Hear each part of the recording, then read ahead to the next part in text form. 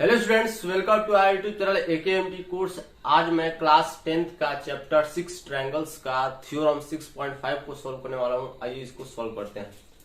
जो थ्योरम 6.5 है बोल रहा है if one angle of a triangle is equal to one angle of the other triangle.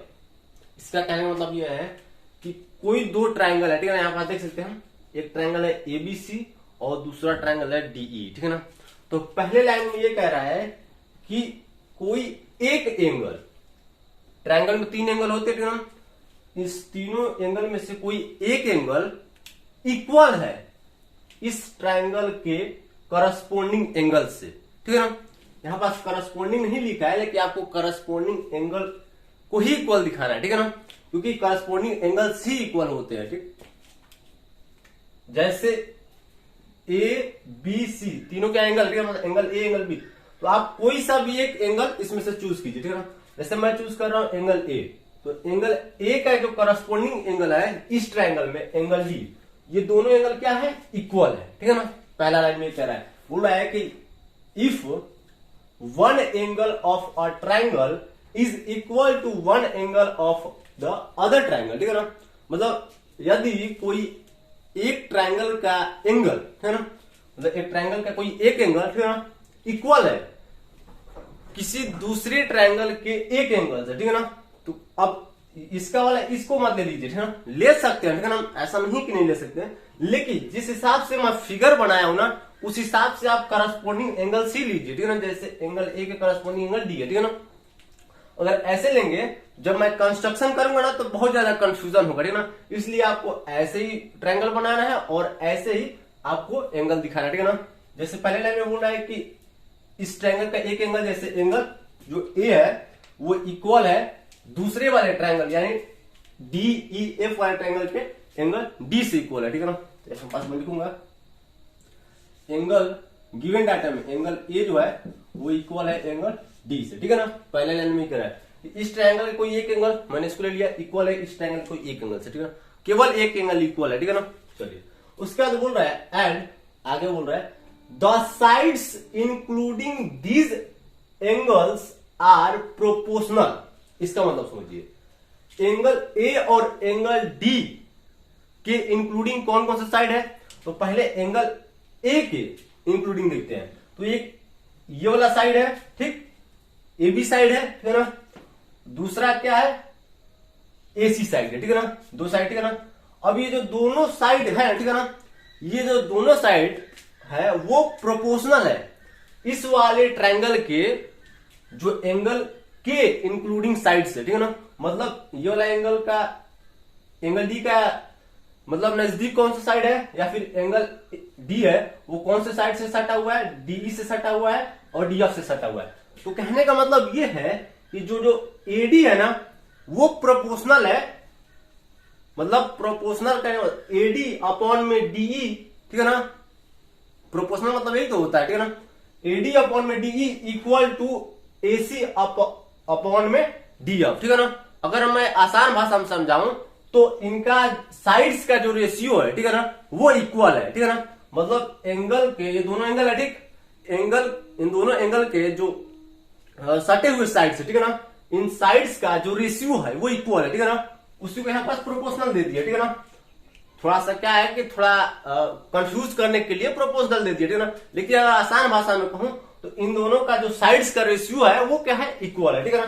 जैसे AB अपॉन में DE जो है, AB अपॉन में DE equal to AC upon में DF, ठीक है ना। AC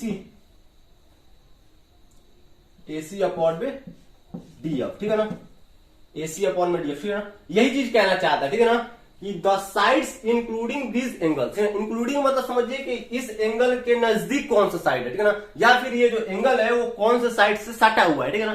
तो एंगल AB साइड से सटा हुआ है और AC साइड से भी सटा हुआ है, ठीक है ना। और एंगल जो D है वो DE साइड से सटा हुआ है और DF साइड से सटा हुआ, ठीक है ना। तो ये वाला जो ट्रायंगल का जो साइड्स है वो प्रोपोर्शनल है इस वाले ट्रायंगल के साइड से, ठीक है ना। तो इस प्रकार से प्रोपोर्शनल, ठीक है ना, ऐसे लिखेंगे हम। मतलब प्रोपोर्शनल मतलब उनका साइड्स का जो रेशियो है ना वो क्या है, इक्वल है, ठीक है ना। तो यहाँ पर साइड्स का रेशियो मतलब इस वाले ट्रायंगल का और इस वाले ट्रायंगल का साइड्स का रेशियो क्या बनेगा, ए बी अपॉन में डीई, ठीक, ए बी अपॉन में डीई इक्वल हो गया ए सी अपॉन में डी एफ से, ठीक है ना। अब आप डायरेक्ट ये वाला प्रोपोर्शनल का साइन मत लगा दीजिए, ठीक है ना, ये फिजिक्स वाला है, ठीक है ना, ऐसे होगा मैथ में, ठीक। जहां पास भी प्रोपोर्शनल देखिए तो वहां पास आप साइड्स का रेशियो देखिए, ठीक है ना, मतलब रेशियो के फॉर्म में लाइए, ठीक है ना, अपॉन में, ठीक है ना, हिंदी मीडियम में अनुपात बोलते हैं उसको, ठीक। तो ये चीज गिवन डाटा के फॉर्म में दिया हुआ है, ठीक है ना। पहला लाइन में बोला है कि एक ट्रायंगल का एक एंगल दूसरे वाले ट्रायंगल के एक एंगल से इक्वल है, ठीक है ना। जैसे यहाँ पास हमने एंगल ए को एंगल डी से इक्वल कर दिया, ठीक है ना। उसके बाद बोल रहा है कि उन दोनों एंगल के जो सटे हुए साइड्स है, ठीक है ना, मतलब जो साइड्स है, मतलब यहाँ पास देख सकते हैं ये वाला एंगल किसके कौन सा साइड के बीच में बन रहा है, ए बी और एसी साइड के बीच में बन रहा है। तो ये दोनों साइड को लेंगे अब भी, वहां पास यहां पास भी वैसे करेंगे, ठीक है ना। और इसका जो रेशियो बन रहा है वो इक्वल है, ठीक है ना। ये चीज गिवन डाटा में है। अब हमको प्रूफ क्या करना है, then the two triangular are similar, triangle होना चाहिए यहाँ पर, then the two triangle are similar. Check कर लेता हूं मैं बुक में, बात वही है, ठीक है ना, then the two triangle are similar, ठीक है ना। मतलब कुल मिला के जो दोनों ट्रायंगल है वो क्या होंगे, सिमिलर होंगे, ठीक है ना। मतलब हमको इन दोनों ट्रायंगल को सिमिलर प्रूफ करना है, ठीक है ना, ट्रायंगल्स आर सिमिलर, ठीक है ना। मतलब ये दोनों ट्रायंगल्स क्या होंगे, सिमिलर होंगे, ठीक है ना, then the two triangles are similar, ठीक।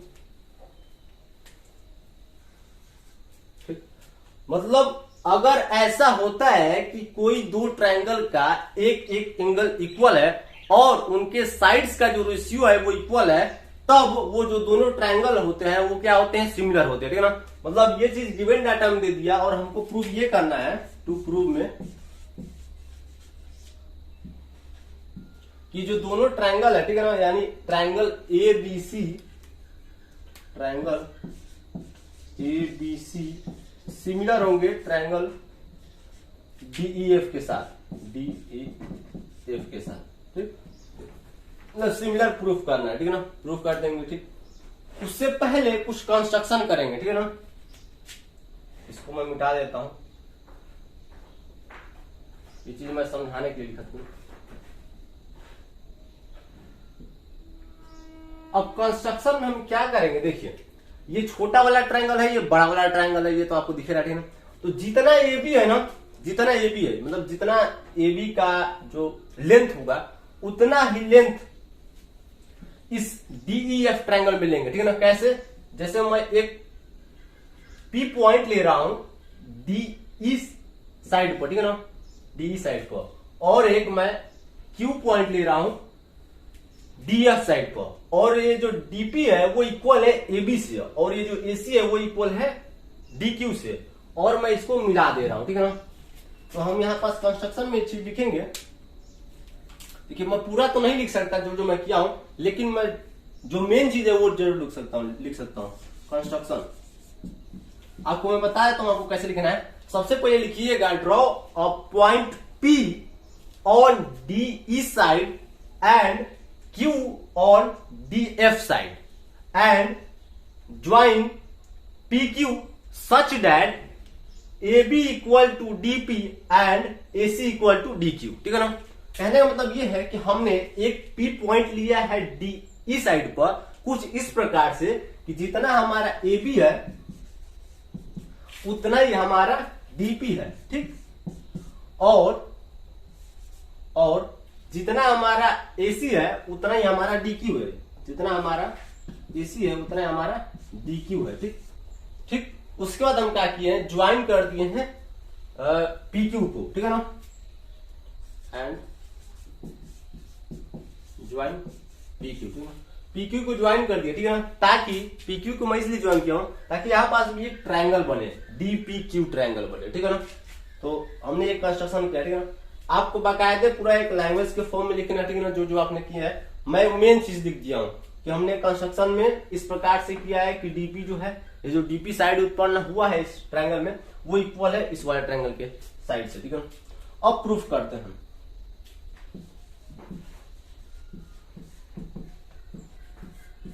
देखिए यहां पास दो ट्रायंगल फॉर्म हो रहा है, ठीक है ना,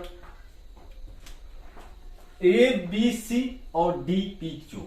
या तो पहले आप इन दोनों ट्रायंगल को कॉन्ग्रुएंट प्रूव कर दीजिए, पहला चीज, या फिर इस वाले ट्रायंगल पे फोकस कीजिए और इस वाले ट्रायंगल में ये जो पी क्यू है उसको ई एफ से पैरेलल प्रूव कीजिए। दो चीज में से कोई से पहले आप काम कर सकते हैं, ठीक है ना। तो देखिए पहले मैं इस ट्रायंगल को सॉल्व कर देता हूं, ठीक है ना। देखिए आप दोनों में से कोई से भी एक कर सकते हैं, ठीक है ना। सॉल्यूशन बात मतलब सॉल्यूशन में कोई भी मतलब डिफरेंस नहीं जाएगा, ठीक है ना। कहने का मतलब ये है पहले इन दोनों ट्रायंगल को सिमिलर प्रूफ कॉन्ग्रुएंट प्रूफ कीजिए, ठीक है ना। सिमिलर नहीं, कॉन्ग्रुएंट डायरेक्ट प्रूफ कर दीजिए, ठीक है ना। प्रूफ कैसे होगा मैं बताऊंगा, ठीक है ना, अभी नहीं। तो मैं क्या करता हूं, पहले इस वाले ट्रायंगल में डी ई एफ ट्रायंगल में ये जो पी क्यू हमने कंस्ट्रक्शन से किया है ना, मतलब ज्वाइन किया है, इसको इससे पैरेलल करता हूं। पैरेलल कैसे होगा, बहुत आसान तरीके से हो जाएगा, ठीक है। अब देखिए डी ई एफ में, ठीक है ना, तो उससे पहले हमको जो गिवन डाटा ये जो लिखा हो ना मैं, इसका थोड़ा सा यूज होगा, ठीक है ना। गिवन डाटा में क्या दिया है कि ए बी जो है, ए बी अपॉन में जो डीई है वो इक्वल है ए सी अपॉन में डी एफ से। ये कहां से लिखा हमने, गिवन से लिखा, ठीक है ना। ठीक, अब ए बी को रिप्लेस कीजिए डीपी से, ठीक है ना। मतलब ए बी की जगह पे आप डीपी लिख दीजिए, ठीक, क्योंकि कंस्ट्रक्शन में तो ये चीज है ना, ए बी जो है वो डीपी से इक्वल है, ठीक है ना। ये जो ए बी है वो डीपी से इक्वल है, तो हम क्या कर रहे हैं, A B equal to DP, ठीक है ना। अब क्यों मैं लिख रहा हूं इसका भी रीजन मैं आपको बताऊंगा, पहले लिख लेता हूं। डीपी अपॉन में DE equal to DP upon में DE equal to D Q upon में डी एफ, ठीक। अब देखिए मैं बोला था ना कि इस वाले ट्रायंगल में हम इसको पैरेलल करेंगे, ठीक है ना। तो देखिए ए बी वाला जो साइड है वो तो इस ट्रायंगल में है ना, हमको इस ट्रायंगल को अभी नहीं मतलब छेड़छाड़ नहीं करना, ठीक है ना। हमको इस वाले ट्रायंगल को कैसे भी करके मतलब पैरेलल प्रूफ करना है, ठीक है ना। इस वाले ट्रायंगल में पी क्यू को पैरेलल प्रूफ करना है, तो इसलिए मैं ए बी को हटा के डीपी लिख दिया ताकि जो डीपी आए इसी ट्रायंगल में आए, ठीक है ना। अब इसका भी एक बहुत मतलब सुटेबल रीजन है। अब देखिए यहां पास मैं क्या करूंगा कि इसको मतलब रेसिप्रोकल करके यानी इसको उल्टा करके 1 का माइनस करूंगा। इससे होगा क्या कि इस ट्रायंगल में देखिए डी ई एफ ट्रायंगल में, ठीक है ना, ये जो लाइन बना है इस लाइन की वजह से इनका जो साइड्स का रेशियो है वो इक्वल हो जाएगा, ठीक है ना। जब मैं इसका रेसिप्रोकल करूंगा, ठीक है ना, और रेसिप्रोकल करने के बाद 1 का माइनस करूंगा, ठीक है ना, और फिर रेसिप्रोकल करूंगा, तो वहां पास ये होगा कि ये वाला साइड और ये वाला साइड का जो रेशियो है वो इक्वल हो जाएगा। जब इक्वल हो जाएगा तो हम कन्वर्स ऑफ बीपीटी यानी थ्योरम 6.2 की मदद से हम ये कह सकते हैं कि कोई भी ट्रायंगल में अगर उनका साइड्स का रेशियो इक्वल है तो वो जो लाइन है वो पैरेलल हो जाएगी, ठीक। तो सबसे पहले इसका क्या करेंगे, हम रेसिप्रोकल करेंगे, उसके बाद हम उसमें 1 का माइनस कर देंगे, ठीक है ना। यहां पास टेकिंग रेसिप्रोकल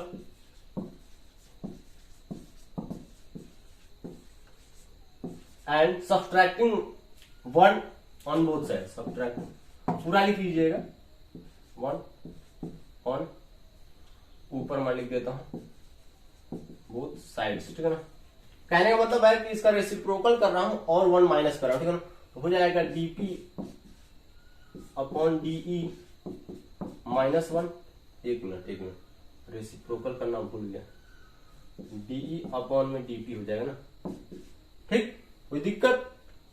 अब इसको करते हैं तो हो जाएगा डीएफ अपॉन में डी क्यू माइनस 1। देख लीजिए रेसिप्रोकल हो गया कि नहीं, मतलब डिनोमिनेटर वाले को न्यूमरेटर मिला देना है, न्यूमरेटर वाले को डिनोमिनेटर में, और 1 माइनस कर देते हैं, एलसीएम डी पी आएगा, ठीक, एलसीएम तो डीपी आएगा ना। यहां पास हो जाएगा DE minus DP equal to, यहां पास एलसीएम भी हमारा डी क्यू ही आएगा, यहां पास हो जाएगा डीएफ माइनस 1, एक मिनट माइनस 1 नहीं माइनस डी क्यू हो जाएगा ना, ठीक, क्योंकि डी क्यू का मल्टीप्लाई 1 में होगा तो डी क्यू ही तो आएगा, ठीक। अब डीई ये पूरा साइड है और ये जो डीपी है वो छोटा साइड है, तो ये बड़े वाले साइड में अच्छे से देख लीजिए, अगर ये पूरे बड़े वाले साइड में अगर मैं इतना माइनस कर दूं तो कितना बचेगा, इतना बचेगा, यानी पीई बचेगा अपॉन में डी इक्वल टू। वैसे ही ये जो बड़ा वाला जो डीएफ है उसमें मैं ये इतना छोटा वाला जो डी क्यू है उसको माइनस कर दूं तो इतना वाला बच जाएगा, ठीक। तो यहां पास बचेगा क्यू एफ अपॉन में डी क्यू, डिनोमिनेटर, एक मिनट कुछ गड़बड़ हो रहा है, यहाँ पास डीपी होगा ना, नहीं हाँ डीपी होगा, डिनोमिनेटर यहाँ पास डीपी, यहाँ पास डीक्यू, ठीक है ना। अब देखिए इसका रेसिप्रोकल कर देते हैं। रेसिप्रोकल करने से ये होगा कि इनका जो साइड्स का रेशियो है ना, मतलब एक सिस्टमैटिक ढंग से अगर कहा जाए तो वो इक्वल हो जाएगा। जैसे यहां पास मैं क्या कर रहा हूं, रेसिप्रोकल कर रहा हूं ना, टेकिंग रेसिप्रोकल, ठीक, पूरा लिख लीजिएगा प्रोकल, ठीक है ना।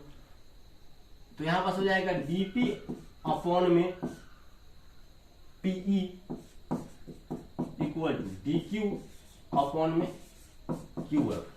ध्यान से देखिए इसको, हाँ कैमरा में भी दिख रहा है, डीपी अपॉन में डी क्यू, यानी डीपी अपॉन में पी क्यू बोल दिया क्या मैं, डीपी अपॉन में पीई बोलना चाहता। देखिए डीपी अपॉन में जो पीई है यानी इस वाले साइड्स का रेशियो, देखिए डीपी अपॉन में पीई, ठीक, वो इक्वल है इस वाले साइड्स के रेशियो से, यानी डी क्यू अपॉन में क्यू एफ, ठीक है ना। अब थ्योरम 6.2 यानी कन्वर्ट्स ऑफ थेल्स थ्योरम या फिर कन्वर्ट्स ऑफ बीपीटी, जो भी आप बोलना चाहते, ठीक है ना। यहाँ पास हम कह सकते हैं कि अगर कोई भी ट्रायंगल का साइड्स का रेशियो अगर इक्वल है, दो साइड्स का रेशियो अगर इक्वल है या फिर सेम है, तो उस वाले ट्रायंगल में ये जो लाइन होती है ना, या फिर लाइन से जो सेगमेंट होता है वो तीसरे वाले साइड से पैरेलल होती है, ठीक है ना। और यहाँ पास हम कह सकते हैं कि जो PQ होगा देन PQ पैरेलल टू EF।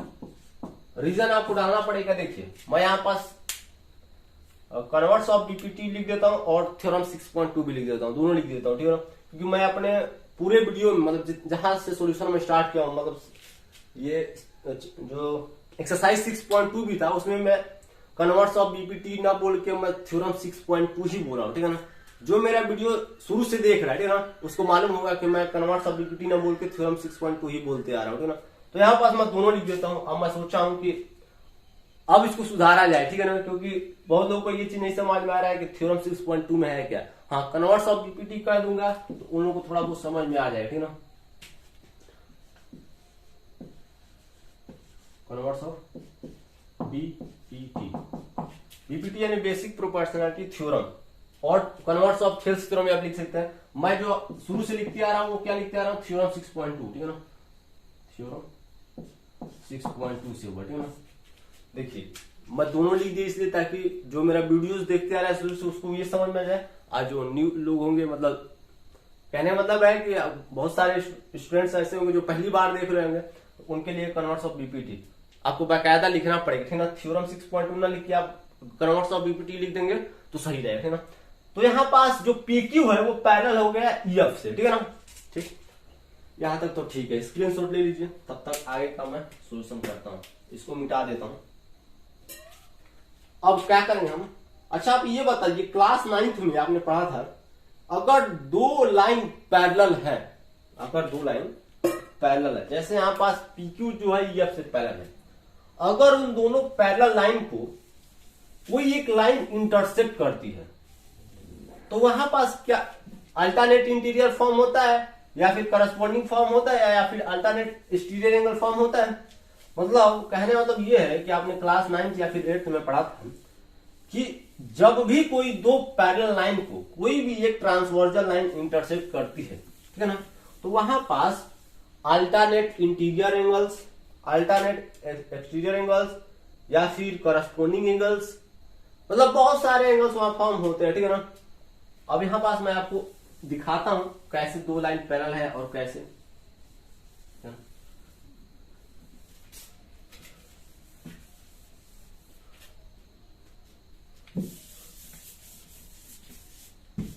देखिए ये जो PQ है वो EF से तो पैरेलल है, ठीक है ना, और ये जो लाइन है DPF ये क्या कर रही है, ये ट्रांसवर्जल लाइन का काम कर रही है। जैसे दो लाइन क्या है पैरेलल है, ठीक, और एक लाइन ऐसे हमने कर दिया, ठीक है ना। शायद आपको ना दिखे, अभी पानी दिया है, ठीक। तो यहाँ पास का जो एंगल होगा, ठीक है ना, ये वाला जो एंगल होगा, ये वाला एंगल होगा, इसको बोलते हैं करस्पॉन्डिंग एंगल्स, ठीक। मतलब ये करस्पॉन्डिंग एंगल्स हो गए, मतलब इक्वल हो गए, ठीक है ना, यहाँ पास देख सकते हैं। तो अगर मैं इतना को मिटा दूं और यहाँ पास मैं लिख दूं P और यहाँ पास E, ध्यान से देखिए, तो वही तो चीज है ना, यहाँ पास भी ये दोनों पैरेलल लाइन है और ये ट्रांसवर्सल लाइन का काम कर रहा है, ठीक है ना। तो यहाँ पास का जो एंगल होगा और यहाँ पास का जो एंगल होगा, क्या इक्वल नहीं होगा? इक्वल होगा, ठीक है ना। तो पैरेलल होने के बाद हम यहाँ पास कह सकते हैं कि जो एंगल P होगा वो एंगल E के साथ इक्वल होगा, ठीक। और जो वैसे, ठीक है ना, अगर मैं ऐसे कर दूं तो यहाँ पास का जो एंगल होगा वो यहाँ वाले एंगल से इक्वल नहीं होगा, बिल्कुल इक्वल होगा। इसको भी बोलते हैं करस्पॉन्डिंग एंगल्स, ठीक है ना। यहाँ पास और जो एंगल Q है वो एंगल F से इक्वल हो जाएगा, ठीक। रीजन आप डाल दीजिएगा करस्पॉन्डिंग एंगल्स,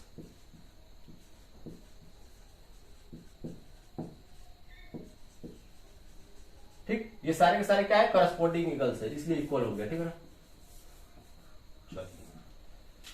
अब एंगल जो P है वो Q से इक्वल हो गया और एंगल जो, एक मिनट एंगल जो P है वो एंगल E से इक्वल हो गया और एंगल जो Q है वो एंगल F से इक्वल हो गया, ठीक है। ये एंगल F है,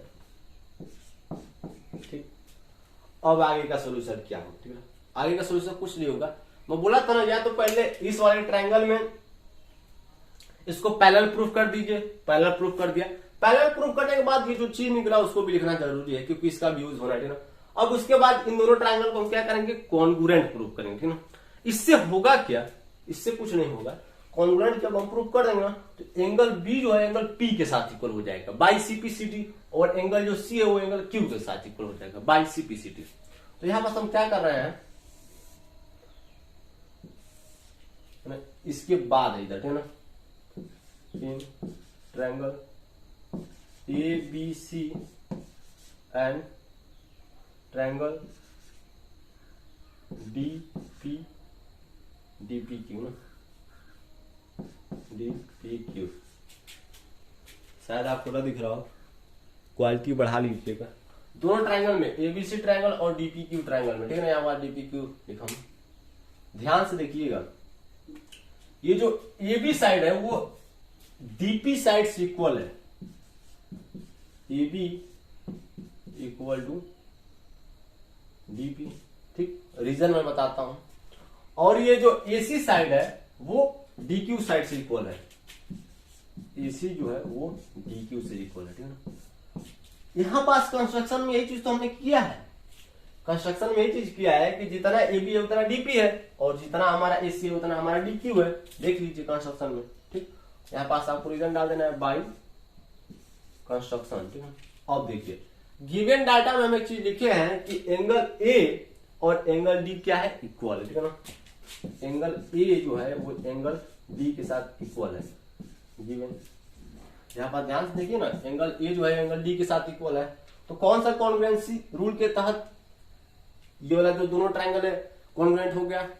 तो साइड साइड एंगल ना लिख के अब side side angle congruency rule नहीं होता है। देखिए पहले साइड लिए हम, फिर एंगल आया, फिर साइड आया, तो यहां पर लिखेंगे by side angle side congruency rule के तहत। देखिए अगर ये वाला एंगल, देखिए ध्यान से देखिएगा, ठीक है ना, न लेके अगर ये साइड ये साइड ये साइड ले लिए होते तो साइड साइड साइड, तो ये वाला एंगल तो इक्वल था ही नहीं, ठीक है ना, ये वाला था। सीरियलिटी वाइज देखते हैं, ठीक है ना। अब मान लीजिए कि एक ही साइड इक्वल है, मतलब दो एंगल इक्वल है, ठीक है ना, ये वाला ये वाला ये वाला, तो एंगल एंगल से भी हो सकता है, ठीक है ना, मतलब एंगल एंगल कॉन्ग्रुएंसी रूल, ठीक है ना। या फिर देखिए दो एंगल इक्वल है ना, मतलब कोई भी दो ट्रायंगल में दो एंगल इक्वल है तो तीसरा ऑटोमेटिक इक्वल हो जाता है, ठीक है ना। तो ट्रिपल ए कॉन्ग्रुएंसी रूल के तहत, ठीक है ना। या फिर दो एंगल इक्वल है और एक साइड भी इक्वल है तो एंगल साइड एंगल के तहत, ठीक है ना। तो यहाँ पास तो दो साइड है और एक एंगल है तो side angle side, class 9th में आपने ये चीज पढ़ा भी है, ठीक है ना। Side angle side congruency rule के तहत ये जो दोनों ट्रायंगल है ए बी सी जो ट्रायंगल है वो कॉन्ग्रुएंट हो गया ट्रायंगल डी पी क्यू के साथ, ठीक। A B C triangle congruent to D P Q साथ, ये कॉन्ग्रुएंट का साइन है और ये सिमिलर का साइन है, ठीक है ना। अब जब दो ट्रायंगल कॉन्ग्रुएंट हो ही गए हैं तो उनका जो करस्पॉन्डिंग एंगल्स है, ठीक है ना, यानी एंगल बी जो है वो इक्वल हो जाएगा एंगल पी से, और जो एंगल सी है वो एंगल क्यू के साथ इक्वल हो जाएगा। रीजन सीपीसीटी, सीपीसीटी, ठीक है ना, पूरा लिखना पड़ेगा, यहाँ पर स्पेस का इसलिए ठीक है। अब देखिए मजेदार चीज आपको मैं दिखाता हूं, इसको मैं मिटा देता हूं, उसको भी मैं मिटा देता हूं, उसका भी कोई काम है नहीं, फालतू पड़ा है।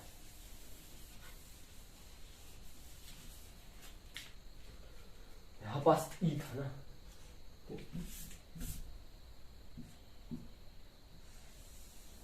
ठीक, यहां पास अगर ध्यान से देखा जाए, अच्छे से देखिएगा, एंगल ए जो है एंगल डी के साथ इक्वल है। सबसे पहले देखिए angle A equal to angle D given, ठीक, पहला चीज, ठीक है ना, मतलब ए बी सी और डी ई एफ ट्रायंगल में जो एंगल ए है वो एंगल डी के साथ इक्वल है, ठीक। अब देखिए जो एंगल पी है वो एंगल ई के साथ इक्वल है, और एंगल जो बी है वो एंगल पी के साथ इक्वल है। इसका मतलब क्या, आपको बताता हूं, angle B equal to angle P, ठीक, और एंगल जो पी है वो एंगल ई के साथ इक्वल है। ध्यान से देखिए, यहां पास एंगल जो बी है वो एंगल पी के साथ इक्वल है। पहले एंगल पी और एंगल ई इक्वल हुआ है, ठीक है ना, पहले एंगल पी और एंगल बी इक्वल हुआ है, ठीक है ना, उसके बाद एंगल बी और एंगल पी इक्वल हुआ है, ठीक है ना। तो पहले आप इन दोनों को कॉन्ग्रुएंट प्रूव कर दिए होते तो पहले यही इक्वल हो गया होता है, उसके बाद ना हुआ होता, तो उससे आप घबराइए मत, ठीक है ना। अगर आपको ज्यादा दिक्कत है तो आप क्या कीजिए, इस वाले का नाम दे दीजिए इक्वेशन 1, ठीक, इस वाले का नाम दे दीजिए इक्वेशन 2, और इस वाले का नाम दे दीजिए इक्वेशन 3, और इस वाले का नाम दे दीजिए इक्वेशन 4, ठीक है। अब कोई दिक्कत नहीं होगा। अब एंगल P जो है वो एंगल E के साथ इक्वल है, और एंगल B जो है एंगल P के साथ इक्वल है। अब ये तीनों कैसे इक्वल हुआ, तो यहां पास रीजन डाल दीजिएगा फ्रॉम इक्वेशन 1 और 3 से, 1 एंड 3 से। कोनो दिक्कत नहीं, ठीक है ना। जब एंगल B एंगल P के साथ इक्वल है और एंगल P एंगल E के साथ इक्वल है, यहां पास हम कह सकते हैं एंगल B जो होगा एंगल E के साथ इक्वल होगा कि नहीं होगा, मस्त से होगा, ठीक है ना, कोई टेंशन के होगा, मतलब विदाउट एनी टेंशन के होगा, ठीक है ना। एंगल जो B है वो एंगल E के साथ इक्वल हो जाए, ठीक है ना, क्योंकि तीनों एंगल जब इक्वल है तो यहां पास दो एंगल हम इक्वल कर सकते हैं, ठीक है। अब आगे देखते हैं, एंगल जो C है वो एंगल Q के साथ इक्वल है, और जो एंगल Q है वो एंगल F के साथ इक्वल है, ठीक है ना। यहां पर हम लिखेंगे angle C equal to angle Q, मतलब एंगल C एंगल Q के साथ इक्वल है, और एंगल जो Q है वो एंगल F के साथ इक्वल है, ठीक। और रीजन आपको डालना पड़ेगा from equation 2 and 4, from equation 2 and 4, ठीक है ना। यहां पास इसीलिए तो मैं इक्वेशन दे दिया ताकि कोई दिक्कत ना हो, ठीक है ना। इक्वेशन 2 और इक्वेशन 4 की मदद से हम यहां पास कह सकते हैं, ठीक है ना। अब देखिए जब एंगल C Q के साथ इक्वल है, Q F के साथ इक्वल है, तो एंगल जो C होगा एंगल F के साथ इक्वल हो जाएगा, ठीक, हो जाएगा नहीं हो जाएगा, आराम से हो जाएगा, ठीक है ना। अब देखिए यहां पास इस वाले को देखिए, ठीक, फिर इस वाले को और इस वाले को, तीनों को देखिए।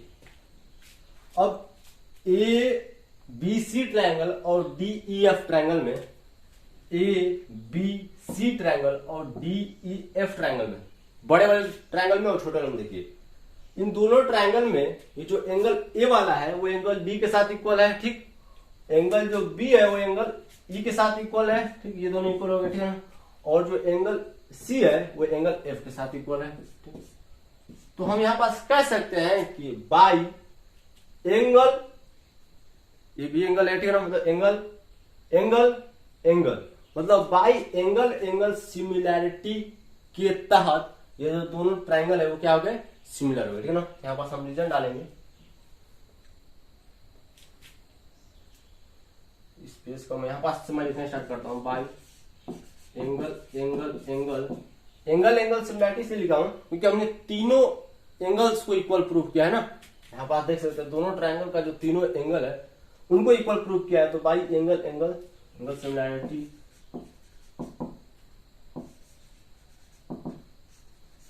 सिमिलैरिटी के तहत ये जो दोनों ट्राइंगल है यानी ट्राइंगल ए बी सी वो कॉन्ग्रुएंट हो जाएगा, कॉन्ग्रुएंट नहीं सिमिलर हो जाएगा, similar to triangle D E F, है ना। देखिए इसको इसको इसको ध्यान से देखिएगा, ठीक है ना, इस वाले को इस वाले को, ये तीनों क्या है, एंगल है, इसलिए एंगल एंगल एंगल सिमिलैरिटी लगा है, तीन ठो एंगल सिमिलैरिटी लगा है, तभी जाके ये दोनों ट्राइंगल कॉन्ग्रुएंट प्रूफ हुआ है, ठीक है ना। अब इसका स्क्रीनशॉट ले लीजिए, यहीं पास इसका सोल्यूशन खत्म, उनको बस सिमिलर प्रूफ करना था, हमने प्रूफ कर दिया, ठीक है ना।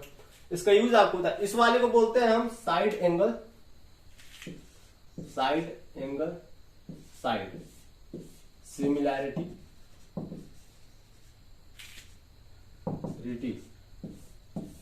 क्राइटेरियन, ठीक है ना। मतलब थ्योरम 6.5 को side angle side similarity theorem भी बोलते हैं, ठीक है ना। इसका यूज मैं आपको बता देता हूं, अगर आपको दो ट्राइंगल सिमिलर दिया है, ठीक है ना, या फिर अगर आपको ये चीज दिया है, ठीक है ना, अगर आपको कोई दो ट्राइंगल का ये चीज दिया है तो आप उसको कह सकते हैं कि जो दोनों ट्राइंगल है वो गिवन है, मतलब उस दोनों ट्राइंगल का एक एक साइड इक्वल दे दिया और साइड्स का रेशियो इक्वल दे दिया, तो आप कह सकते हैं कि वो दोनों ट्राइंगल क्या है, सिमिलर है। अगर सिमिलर बता दिया तो आप ये चीज निकाल सकते हैं, मतलब ये चीज ले सकते हैं। सिमिलर है तो लिखेंगे आप by side angle side similarity के तहत, उसमें एंगल ए जो होगा एंगल डी के साथ इक्वल होगा और ए बी अपॉन में डी जो होगा ए सी अपॉन में डी एफ के साथ इक्वल हो जाएगा, है ना। यही इसका यूज है, स्क्रीनशॉट ले लीजिए। अगर वीडियो अच्छा लगे तो हमारा चैनल एकेएमटी कोर्स को सब्सक्राइब कीजिए, लाइक कीजिए, और फिर से कह रहा हूं अगर वीडियो अच्छा लगे तो हमारा चैनल एकेएमटी कोर्स को सब्सक्राइब कीजिए।